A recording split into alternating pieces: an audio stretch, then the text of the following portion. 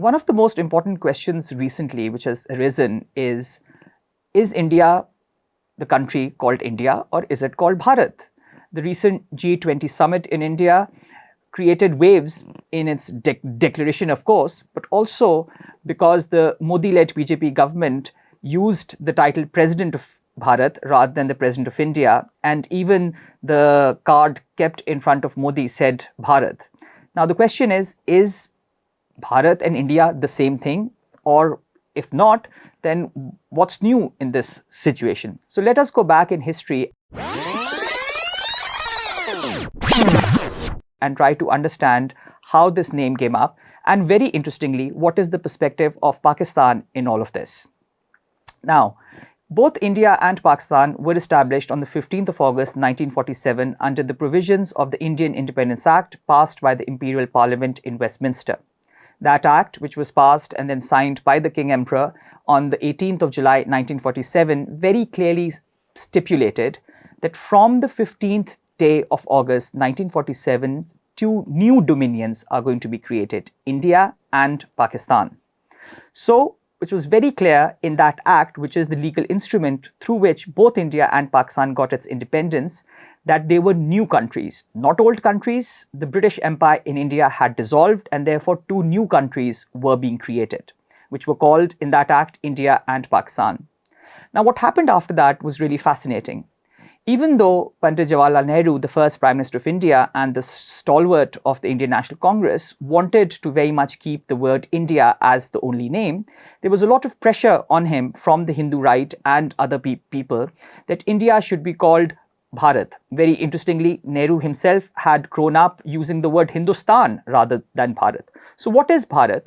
And so let's understand that a little bit. Bharat, of course, comes from the tribe Bharata, which has been mentioned in the Rig Veda, and also, of course, the title Mahabharat, that epic battle that took place a couple of millennia ago. And it is said that the Bharata tribe were one of the first inhabitants of Aryavart, which is the land of the Gangetic Plateau. So there's a lot of religious connections of the Hindus with that title. Of course, lots of kings have been named Bharat, lots of other deities are also called Bharat. So therefore, it is very much tied to the cultural and the religious milieu of northern India.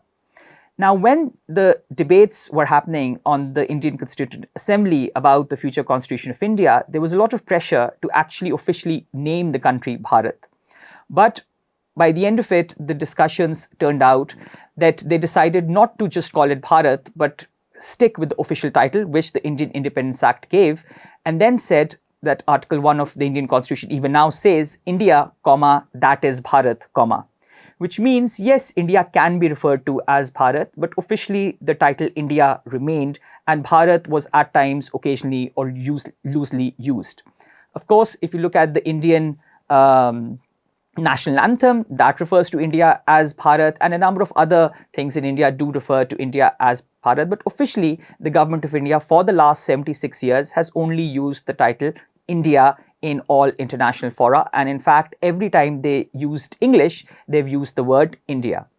Now, very interestingly, the new turn by the Modi government in referring to India as Bharat is not only placating the Hindu right, but is actually really supporting the Pakistani claim since August 1947. Now, you may wonder, what was that claim?